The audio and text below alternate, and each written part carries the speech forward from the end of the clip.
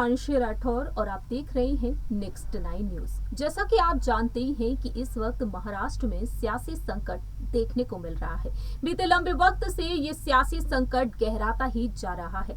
जी हाँ, शिवसेना दो गुटों में बटी हुई है और दोनों ही गुट इस वक्त शिवसेना के चुनाव चिन्ह को लेकर एक दूसरे से जंग लड़ रहे हैं और ये सियासत अब सुप्रीम कोर्ट और चुनाव आयोग तक पहुंच चुकी है। इंतजार है कि आखिरकार शिवसेना के 16 विधायकों की अयोग्यता पर सुप्रीम कोर्ट का फैसला क्या होगा। वहीं चुनाव आयोग किसके पक्ष में अपना फैसला सुनाता है। जी हाँ, एक तरफ है उद्धव ठाकरे का गुट और दूसरी ही तरफ है एकनाथ शिंदे का गुट। ऐसे में देखा जाए यहाँ पर तमाम सवाल खड़े होते हैं और उन तमाम सवालों के आधार पर आखिरकार चुनाव आयोग का फैसला क्या होगा। एक बार फिर से हाजिर हैं आपके बीच और आपको बताएंगे कि आखिरकार चुनाव चिन्ह का जो प्रोसेस है वह किस तरीके का है। जैसा कि हमने आपको बीती पिछली रिपोर्ट में बताया ही था कि किस तरीके से चुनाव आयोग की तरफ से यहाँ पर एक बयान दिया गया कि आखिरकार वह किस आधार पर अब फैसला करने वाले हैं। आपको बता दें 27 सितंबर के दिन सुप्रीम कोर्ट में सुनवाई हुई थी और सुप्रीम कोर्ट ने उद्धव ठाकरे की याचिका को खारिज करते हुए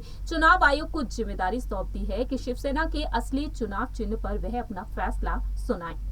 ऐसे में यहाँ पर तमाम सवाल खड़े होते हैं। दरअसल आपको हमने बताया ही था बीती पिछली रिपोर्ट में कि आखिरकार चुनाव आयोग का क्या कुछ कहना रहा। मुख्य निर्वाचन आयुक्त राजीव कुमार ने 27 सितंबर को कहा था कि भारत का निर्वाचन आयोग महाराष्ट्र के मुख्यमंत्री एकनाथ शिंदे के गुट को असली शिवसेना के तौर पर मान्यता देने और उसे पार्टी का चिन्ह धनुष बाण आवंटित करने के मुद्दे पर बहुमत के नियम की पारदर्शिता प्रक्रिया लागू करेगा। लेकिन दूसरी ही तरफ यहाँ पर और भी सवाल खड़े होते हैं। ऐसा पहली बार नहीं हुआ है जब किसी पार्टी के चुनाव चिन्ह को आवंटित करने के लिए चुनाव आयोग ने बेहद अलग अंदाज में तमाम सवालों के आधार पर फैसले लिए हैं। दरअसल आपको बता दें चुनाव चिन्ह अलॉटमेंट की the election symbols reservation and allotment order 1968 election commission को पॉलिटिकल पार्टीज को चुनाव चिन्ह अलॉट करने की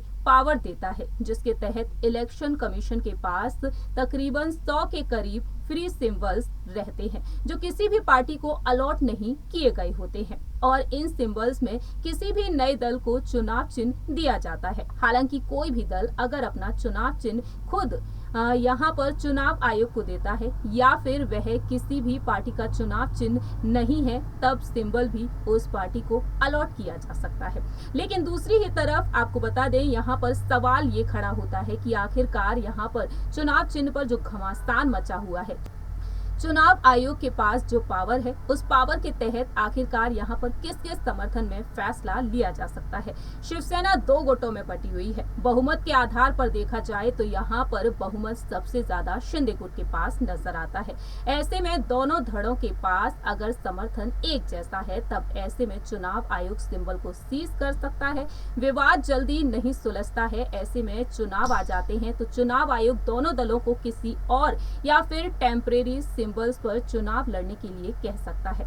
अब यहाँ पर सवाल और भी उठते हैं। फिलहाल हमने आपको बताया कि किस तरीके से चुनाव आयोग यहाँ पर सिंबल को अब सीज भी कर सकता है, लेकिन सिंबल को अगर सीज किया जाता है तो बात आती है आगामी बीएमसी चुनाव को लेकर। अक्टूबर के महीने में ये चुनाव होने वाले हैं, लेकिन दावा ये किया जा रहा है कि अगले साल तक ये चुनाव टाले भी जा सकते हैं। तो ऐसे में यहाँ पर सवाल ये उठता है कि अगर चुनाव चिन्ह को सीज किया जाता है जो उद्धव ठाकरे और एकनाथ शिंदे के लिए किसी झटके से कम नहीं माना जा सकता है।